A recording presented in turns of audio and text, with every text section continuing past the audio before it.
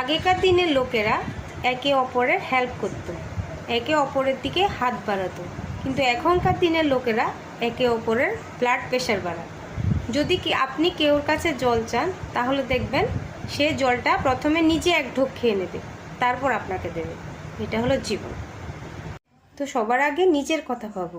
Respect সবাইকে করো, কিন্তু কখনো নিজেকে ডিসরেসপেক্ট করো না। দেখবে কিছু কিছু মানুষ কখনো আমাদের হেল্প করে না, কেন বলো তো? কারণ তাদের সন্দেহ আমরা না তাদের থেকে এগিয়ে চলে যাই।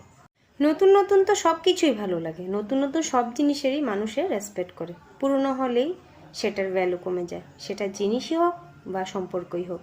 অতিরিক্ত ভালো হওয়াটা না খুব ভালো ব্যাপার না, বোঝাই যায় না যে কেউ সম্মান দিচ্ছে না ব্যবহার করছে।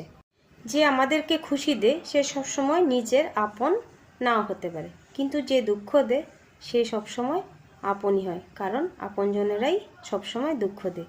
কাউকে ঠকানো অনেকটা ঋণের মতো, বুঝলে তো? কখনো না কখনো তুমি কাউর না কাউর কাছ থেকে সুদে আসলে পেয়েই যাবে।